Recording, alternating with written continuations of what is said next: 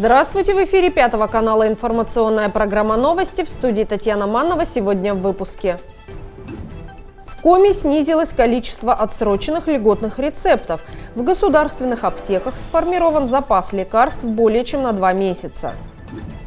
Члены движения первых подвели итоги работы и рассказали о запланированных мероприятиях, посвященных Году защитника Отечества. В городской администрации прошло первое в этом году заседание Координационного совета при главе округа. Какие идеи планируют осуществить представители сферы образования в следующем году? Интинцы разрабатывают проекты по народному бюджету и обсуждают их на общегородских собраниях.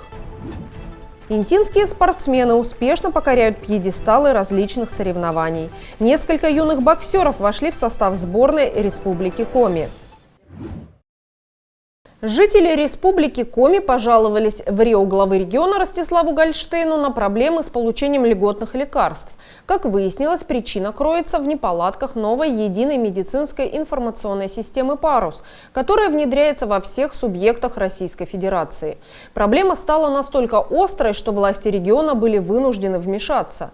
Ростислав Гольштейн раскритиковал работу Минздрава Коми и потребовал ускорить решение вопроса.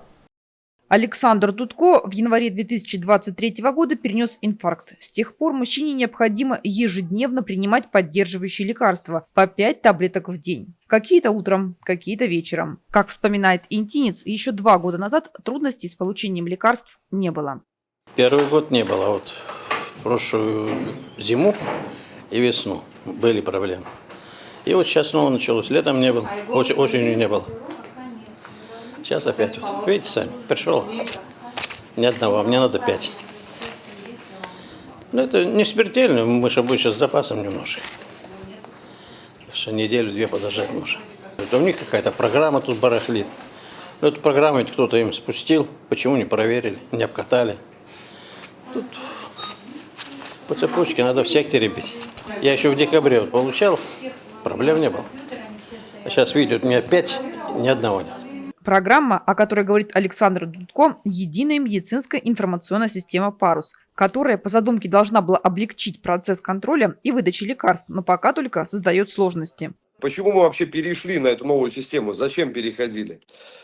Задача стояла на протяжении нескольких лет связать, получается, региональную медицинскую информационную систему и федеральную. И там она состоит из нескольких блоков. В частности, мы добавили блок в электронный рецепт. И теперь уже врачи, находясь на своем рабочем месте в поликлинике, могут выписать пациенту и выписывают рецепты электронные, и они тут же отражаются в аптеках. Коллеги в аптеках видят. А также коллеги из федерального центра, из Министерства здравоохранения, то также видят всю прозрачность нашей работы как в поликлиниках, так и в системе складского учета. В части выписки электронного рецепта, взаимодействия с госуслугами, пациенты могут видеть сейчас свои рецепты, в частности, на портале госуслуги. Здесь все прошло хорошо, но в части складского учета возникли и технические, и организационные моменты. Наконец, с января количество отсроченных рецептов по данным прокуратуры Коми достигло 4000. Минздрав республики заверяет, что препараты есть в наличии, но задержки возникают из-за сложностей с настройкой новой программы под особенности региона. Сегодня на аптечных складах, по словам заместителя председателя правительства Республики Коми Игоря Дягилева, сформирован запас лекарств на 2,5 месяца на сумму 550 миллионов рублей. При этом контракты на поставку заключены до 2026 года. Александр Липтуга последние 3 года тоже не может обойтись без ежедневного приема лекарств. У интинца сахарный диабет. Препараты, необходимые мужчине для жизни, выписывают кардиолог и эндокринолог. Этих вот полосок на контроль сахара в крови, их нет уже месяц, больше я не могу получить. Хотя они выписаны, здесь рецепт лежит, он ждет, когда поступят. Я получал где-то в ноябре месяце, партию таблеток, а сейчас подал, дали все, а этих полосок нету для контроля. Не знаю, еще новую партию таблеток принес, что дадут, что не дадут, еще неизвестно. И в этот раз из рецептурного списка Александр Николаевич получил не все препараты. Сотрудники аптеки записали контакты мужчины, чтобы пригласить его, когда появится лекарство. Эти съемки мы провели в конце января, а заранее договорились с одним из получателей льготных лекарств встретиться вновь, когда ему поступит звонок о получении препаратов. Зампред правительства Коми Игорь Дягилев пообещал, что до конца текущей недели количество необслуженных льготных рецептов будет сокращено до минимума. Недоработки программы будут исправлены до конца февраля, начала марта. Основные узкие места мы решим до конца февраля. Самое главное узкое место – это формирование заявки с главного штаба наших аптек, чтобы уходило на склад и, естественно, вовремя формировался заказ. Вот этот вопрос коллеги уже разработали, сейчас мы его тестируем. Буквально через несколько дней возьмем, включая выходные. И, надеюсь, вот это самое проблемное место мы уже решим до конца недели, то есть уже пилотируем эту версию. А в целом все ключевые вопросы до конца февраля. Лекарства Интинская бюджетная аптека получает еженедельно. Последняя партия пришла объемная. Сотрудники аптеки обзвонили всех, чьи препараты поступили в Интум. По словам интинцев, во вторник в аптеке не было свободного места. Пришло не все из ожидаемого, но его большая часть. Александру Дудко сообщили о том, что он может подойти и забрать препараты в понедельник. Мужчина приехал в город в среду, потому что живет в отдаленном микрорайоне. Александр Николаевич благодарен за такую чуткость сотрудников аптеки. Ну, конечно, они, по-моему, очень хорошо относятся к нам, вот, к тем, кому такая штука нужна. И могли просто сказать, приходите, узнавайте, да? Нет, вот специально, насколько я знаю, сейчас помощников выделили, чтобы они именно вот обзванивали людей. Это мне мой врач говорил. Так что, нет, к аптекам претензий нет. Они молодцы. И вообще, Александр Дудко признается, что ни к медицинскому обслуживанию, ни к медикам Инты у него претензий нет. Да и какие претензии могут быть, удивляется мужчина, когда врачи ему буквально жизнь спасли. Ну, я сразу на инфаркт загрешил. Ну, возраст позволяет такой вещи. Так меня с дома привезли сюда, в больницу. Опять же, тут в реанимацию. Пока туда-сюда вертолет подоспел. С залета в Воркуту, там на стол. Чик-чик-чик-чик-чик. Стентик впихнули. Ну и там уже полечился. Потом еще 2 раза ездил, тоже стенты ставили, у меня 3 их. Посчитайте, сколько на меня денег потратили, как я буду тут грешить. Хотя сейчас говорят, что стариков держать там, они, мол, пользы не приносят. Я медицине благодарен, очень. И сейчас вот врач хорошо относится, лечащий. Вообще нет претензий, молодцы. Ростислав Гольштейн поручил не только Игорю Дягилеву, но и исполняющему обязанности председателя правительства Коми Дмитрию Братыненко взять на личный контроль ситуации по обеспечению жителей региона лекарственными препаратами по отсроченным рецептам. В администрации округа прошло заседание Координационного совета по взаимодействию с региональным отделением Общероссийского общественно-государственного движения детей и молодежи «Движение первых». На нем были подведены итоги деятельности местного отделения за истекший год и поставлены задачи по реализации ряда масштабных проектов в этом году в Инте. В повестке заседания значилось 7 вопросов. Докладчиком каждого был председатель местного отделения «Движения первых» Михаил Ярин. Главная цель «Движения первых» – возродить практику общественного воспитания детей и молодежи в коллективной деятельности. По итогам 2024 года всего по стране в движении зарегистрировано более 8 миллионов участников. Открыто 89 региональных отделений, более 2000 местных отделений и порядка 53 тысяч первичных отделений.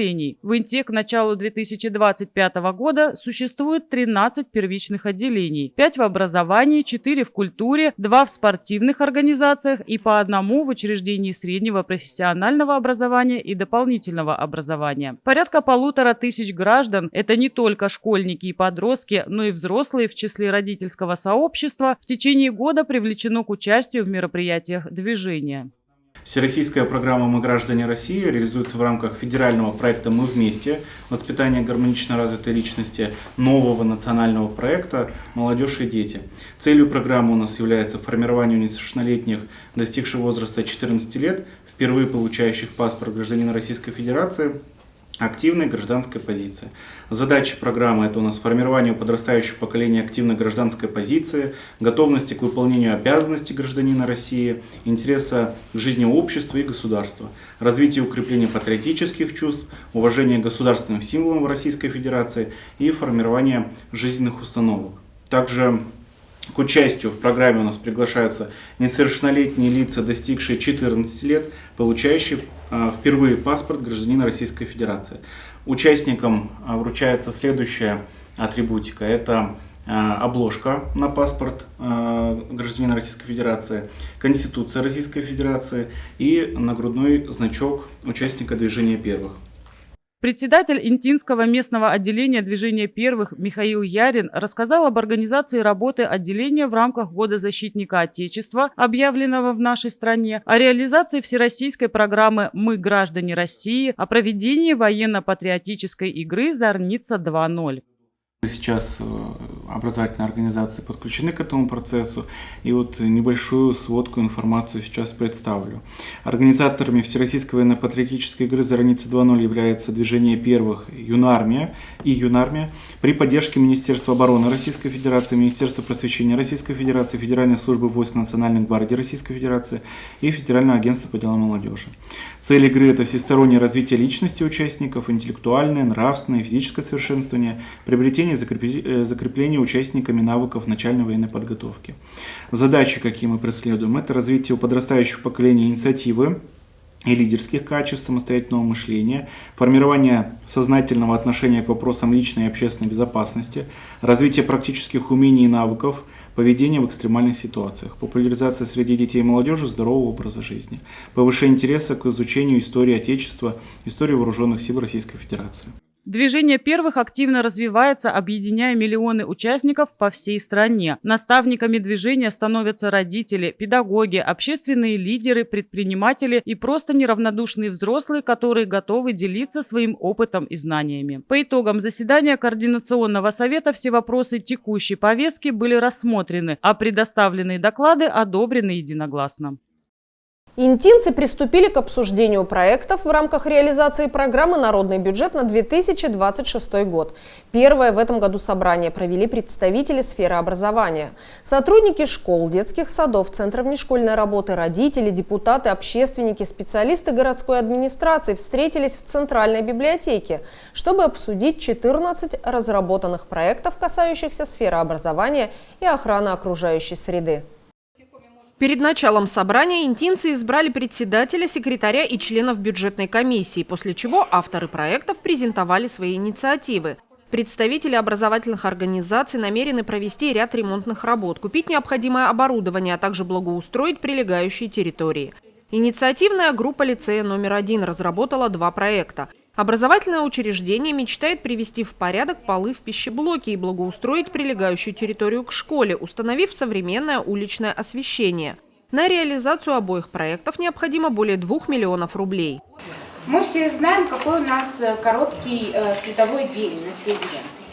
И когда ребята, педагоги, родители в лицее возвращаются домой, и на территории уже, конечно, темно. При всем при том у нас очень много ребят посещают продленку, и им приходится гулять в темноте. Поэтому мы предлагаем установить на нашей территории опоры освещения и разместить уличные светильники вдоль дорожек и в районе игровой площадки. Получается, над площадкой мы хотим 5 фонарей поставить и 2 фонаря над дорожкой со стороны мира. Второй наш проект называется «Наливные полы в помещении кухни». Сразу дам фотографии в пищеблоке. Вот это что сейчас у нас там творится. Все знают, что лицей номер 1 – самое большое общеобразовательное учреждение по численности учащихся в городе Инты. Бесперебойно на базе лицея работает столовая, обеспечивая горячим питанием детей первых 11 классов. Полы пищеблока не подвергались капитальному ремонту с момента сдачи здания в эксплуатацию. Это с 1998 года. Со временем и длительной эксплуатацией, физическими нагрузками, внешний вид напольно-керамической плитки утратил свой, вообще как бы технические характеристики и свойства, и вид, и уже появились какие-то потертости, сколы, трещины. На фотографиях видно, можете посмотреть, что необходимость ремонта напольного пола просто нам необходима. Вот, и, во-первых, это связано как бы и с безопасностью пребывания сотрудников столовой на своих рабочих местах. Общая стоимость проекта составляет 1 миллион 33 тысячи рублей. Это получается тоже 800 тысяч рублей с республиканского бюджета, 200 тысяч с местного и 33 тысячи вы готовы собрать с граждан. Педагогический коллектив гимназии номер 2 с родительской общественностью тоже разработал 2 проекта. Учителя, дети и их родители мечтают приобрести новую вентиляционную систему для пищеблока школьной столовой и заменить старые оконные рамы, установленные более 55 лет назад.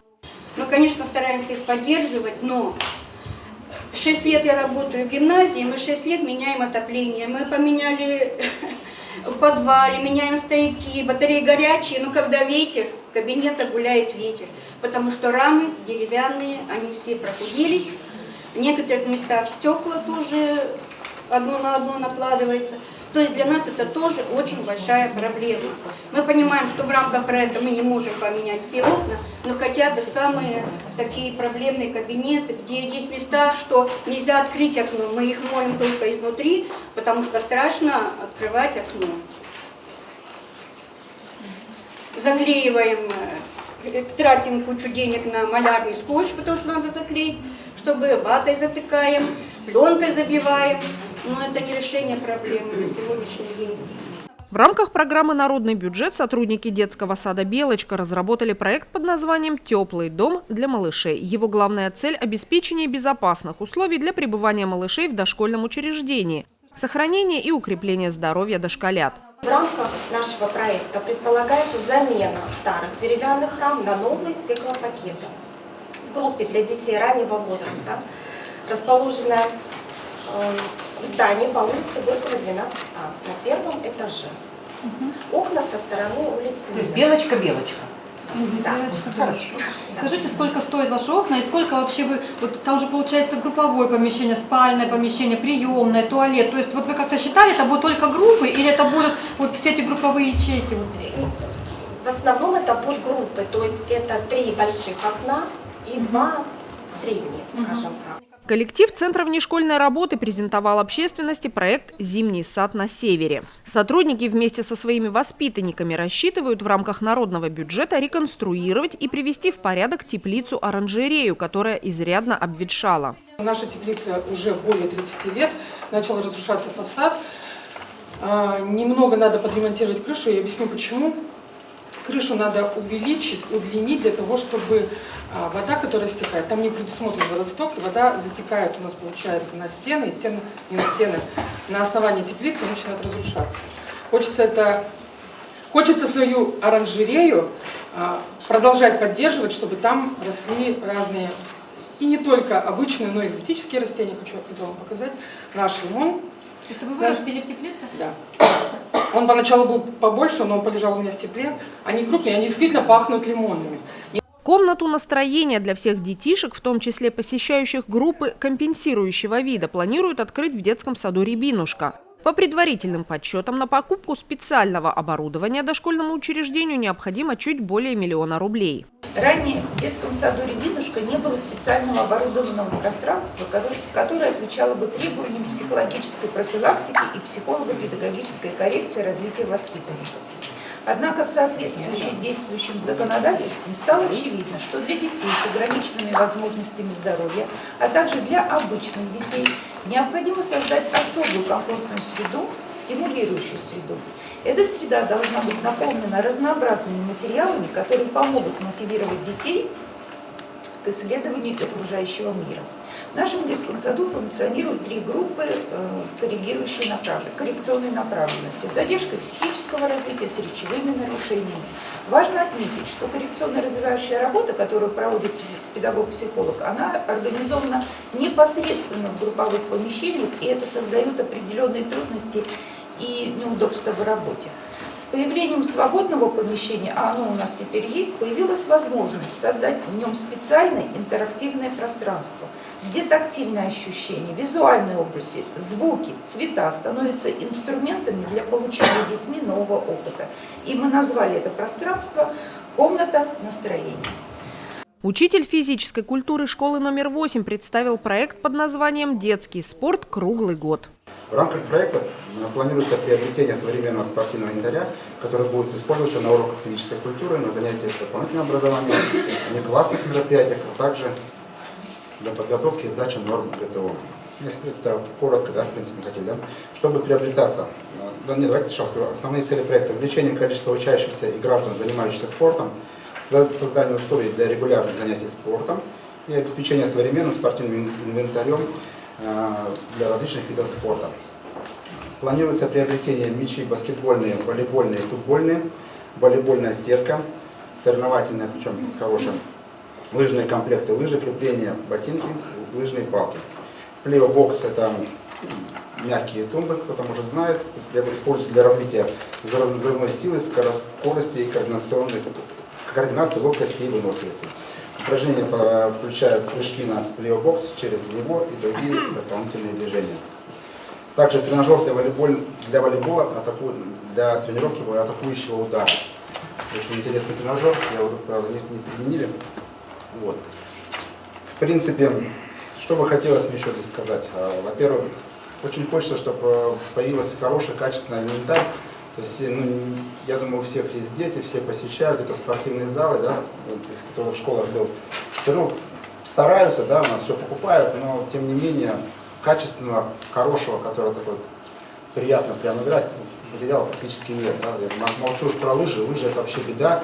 Поэтому каждый учитель физической культуры, кто на лыжную Россию мы идем. Лыжи есть, но все это, скажем так, крепление уже старого образца, которые уже дети мучаются, они выпадают, вырываются из лыж. То есть, в негодность приходит. Лыжи очень легко приходят в негодность. Да? Мячи, они круглый год долбятся, там, дети приходят на переменах, на уроках. То есть с утра до вечера мяч используется. Денег покупать у нас, я отлично понимаю, что у школ нет столько возможностей, а мы пускаем детей в залы. Хотят каждую перемену по 20-30 человек, каждую перемену, не считая уроков. В рамках развития дополнительного образования педагоги с учащимися 8-й школы планируют обустроить современный школьный музей для занятий научной и исследовательской деятельностью. Образовательное учреждение является уникальной точкой преломления культуры и образования. Перспектива его развития обусловлена развитием краеведения и возрастающего интереса к истории своей страны. Наша школа дважды уже участвовала в пилотном проекте школьного инициативного бюджетирования. Народный бюджет в школе, да. Мы 2 раза выиграли. Первый раз мы, когда выиграли, в 2001 году выступили, мы открыли маленькую вот такую комнату. Небольшая комната, музейная комната наша была. В 2023 году мы выступили 2-й раз и тоже выиграли. И уже модернизировались. И у нас вот так... Вы переехали в другое помещение? Да, мы переехали в новое другое помещение, да. Одна из особенностей работы школьного музея – это постоянство у нас аудитории на протяжении 3 лет. А этот факт диктует необходимость постоянно внедрять новые формы работы.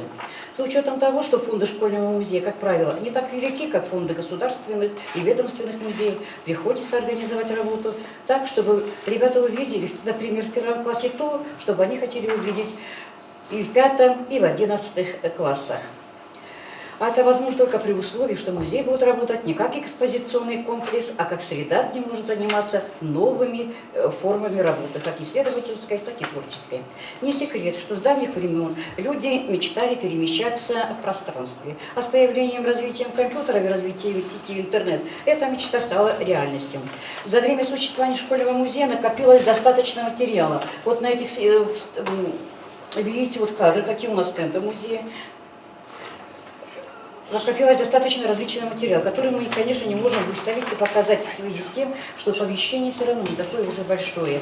Интинцы, присутствующие на собрании, одобрили все инициативы, вынесенные на обсуждение. Один из 14 проектов был посвящен сфере охраны окружающей среды «Чистый город». Программа Республики Коми «Народный бюджет» – это прекрасная возможность привлечь в наш город средства на реализацию именно тех проектов, которые важны для интинцев. Эта программа дает гражданам возможность участвовать в распределении средств республиканского и местного бюджетов. Сейчас в Инте начался этап обсуждения на собраниях граждан проектов, которые могут быть включены в республиканскую программу «Народный бюджет» на 2026 год.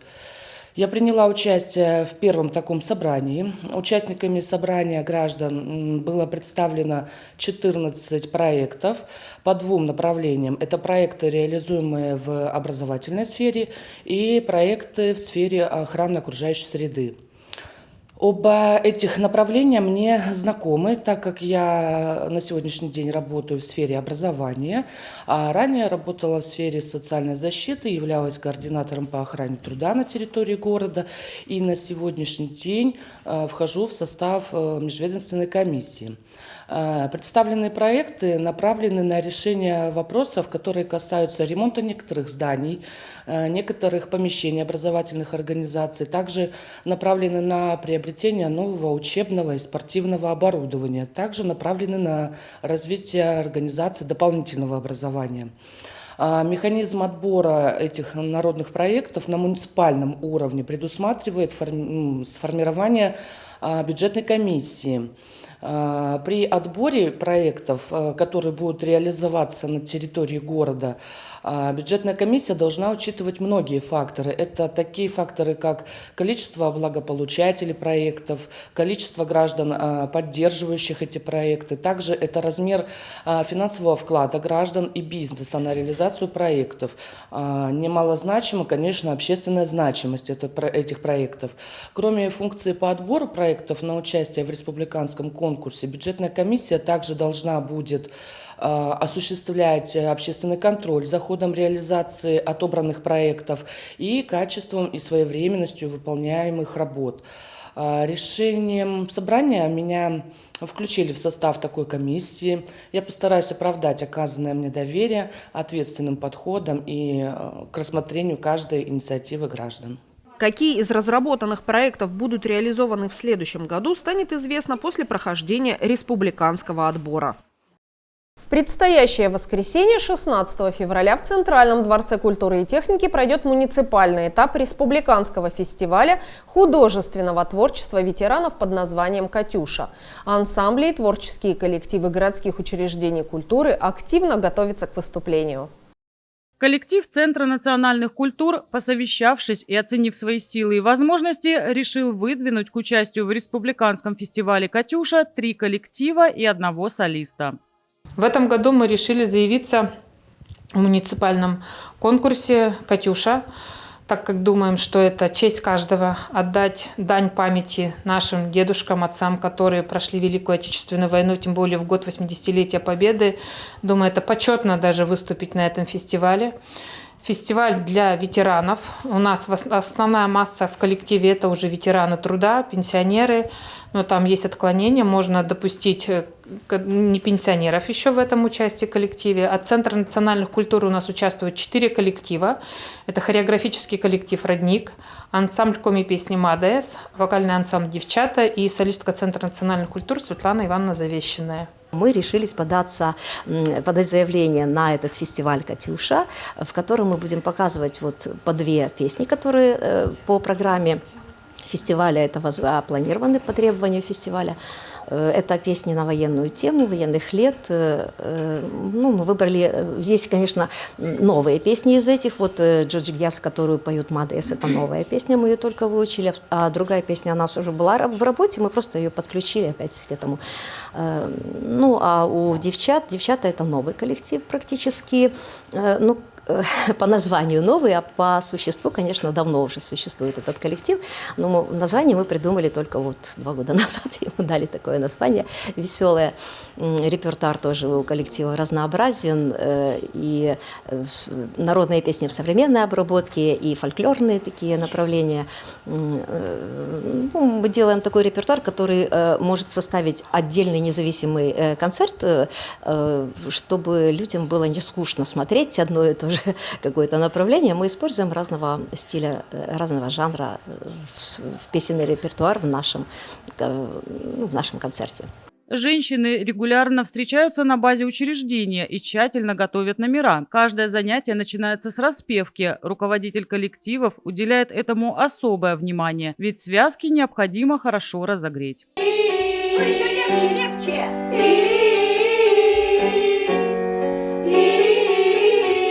А меня не слышно?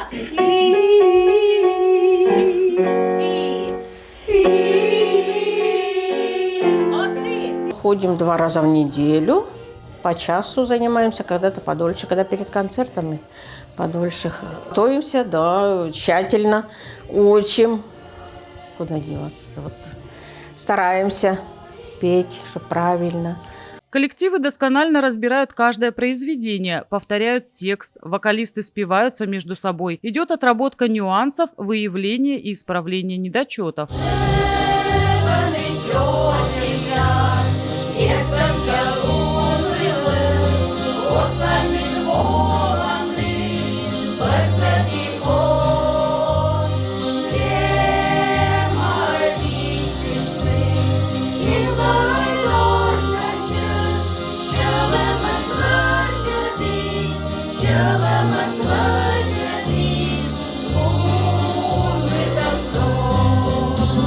Мы стараемся подбирать репертуар такой, который им легко исполнять, который им будет понятен и доступен по их диапазону и возможностям вокальным.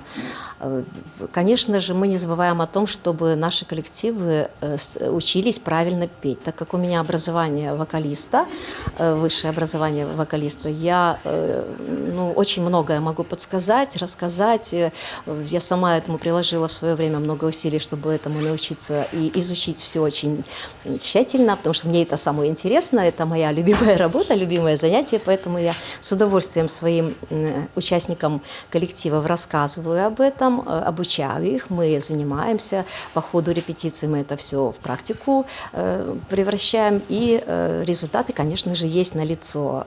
Все коллективы уже по-другому относятся к нашим занятиям, к нашим репетициям, не просто прийти на прогулку сюда, а мы себя чувствуем уже артистами, которые готовы выступать на сцене, в концертах и предъявить серьезную программу.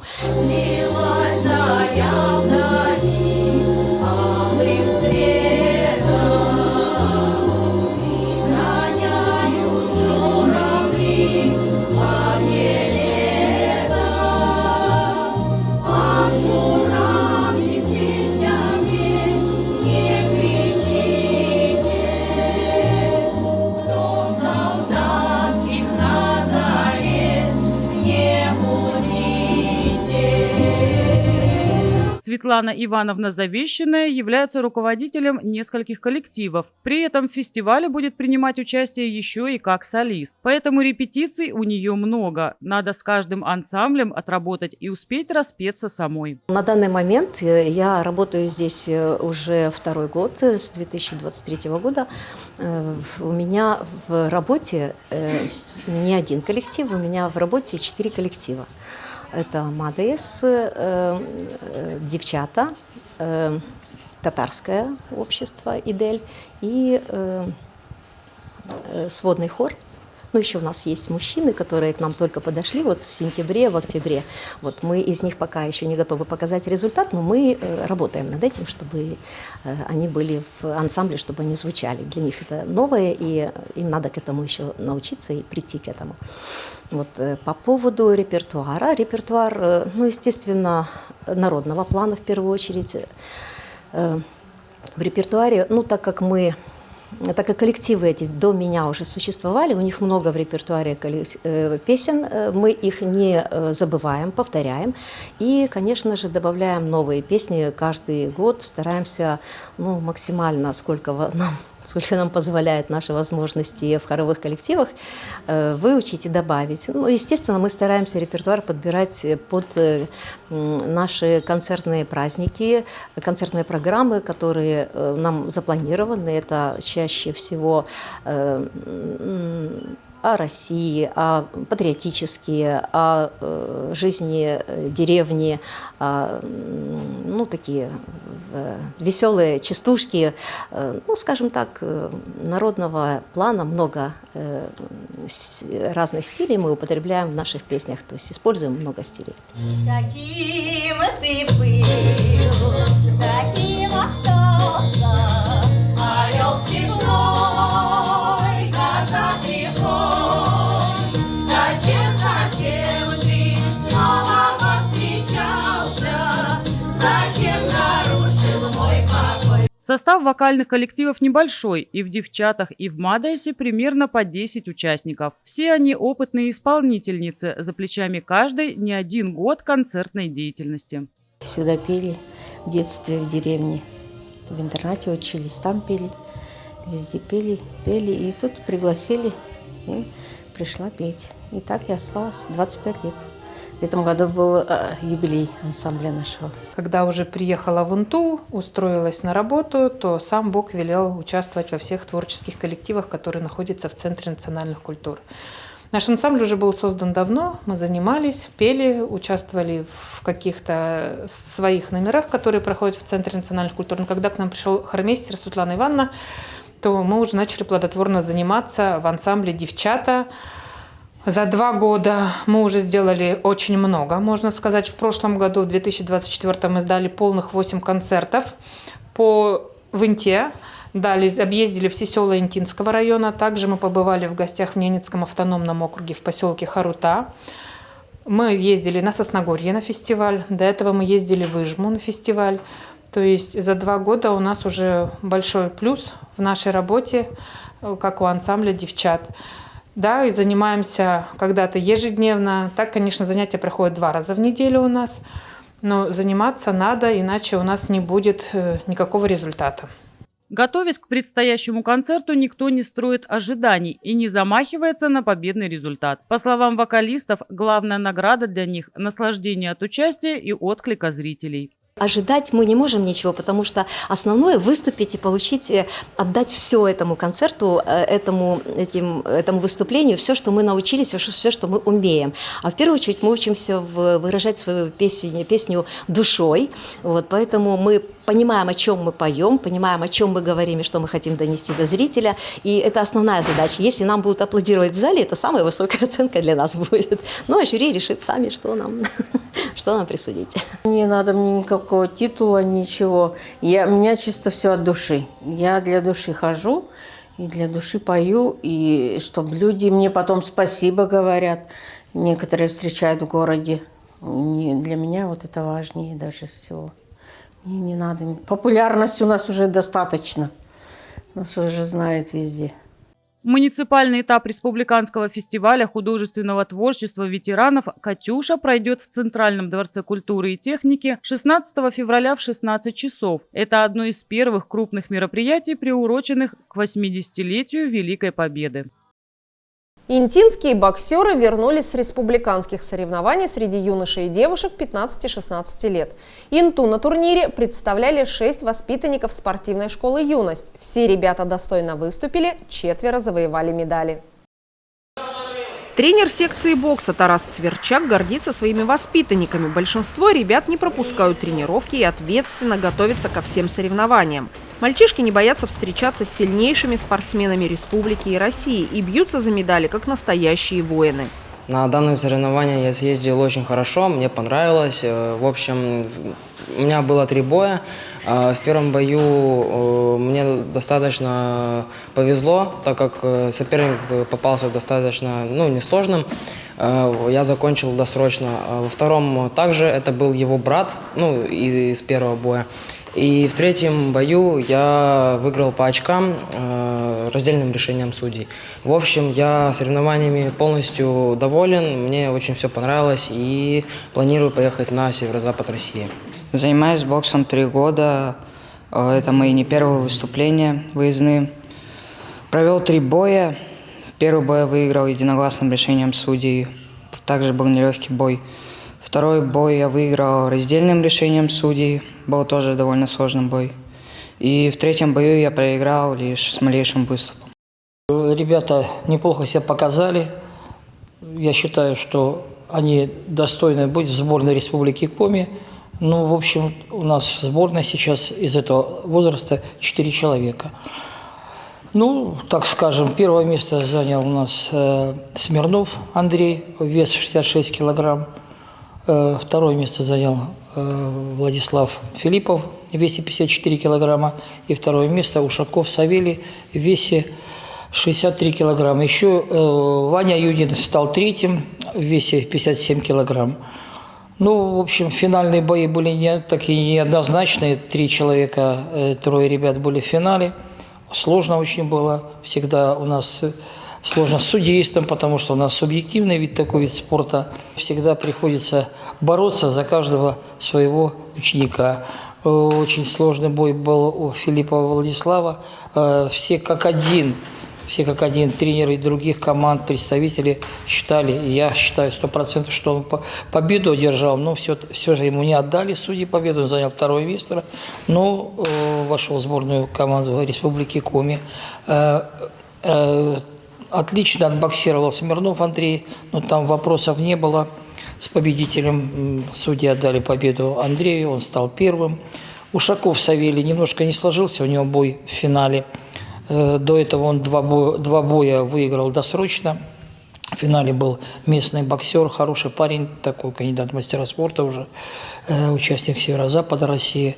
И равный бой был, ну, в концовочке где-то Савелий не выдержал, немножко отступил. И вот 2 место у него, хотя, считаю, очень достойно выступил Савелий. Мы поехали в Сыктывкар, там провел я 3 боя. Первые 2 боя я закончил досрочно в первом раунде, и они для меня были легкие. А вот уже 3-й бой я встретился с соперником, с которым боксировал уже 2-й раз, и подсдал, и мне не хватило сил одолеть его. Я на самом деле недоволен 2-м местом, я хотел занять 1-е место. Не получилось, когда в первом бою боксировал, да, я удачно выиграл. 2-й бой, там спорно было, а так проиграл.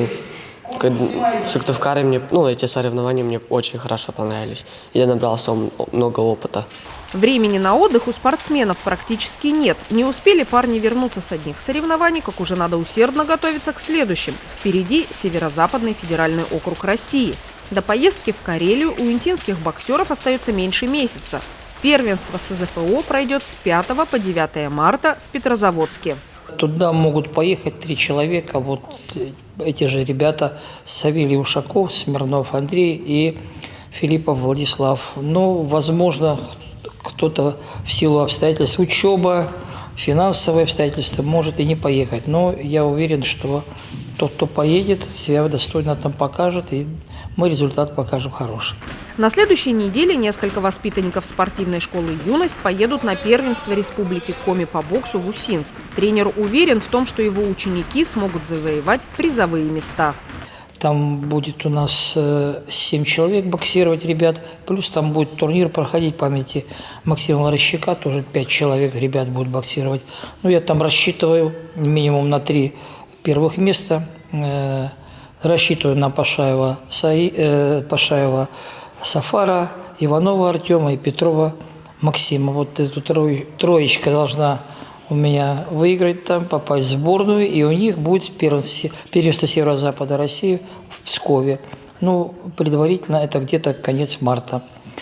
И, пользуясь случаем, хочу пригласить, конечно, всех горожан к нам в зал бокса. 15 февраля в 14:00 пройдет открытый ринг, в котором будут участвовать все дети, занимающиеся сейчас и которые не болеют пока, слава богу, занимающиеся сейчас в секции бокса.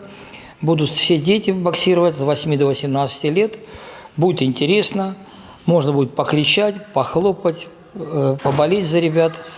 Поэтому всех приглашаю сюда, милости просим. Все будет интересно и красиво.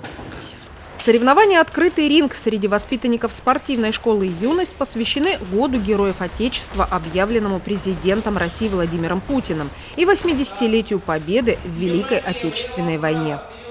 Это все, о чем мы хотели рассказать вам сегодня. Смотрите новости на 5 канале и будьте в курсе значимых событий Инты. Всего доброго и до свидания.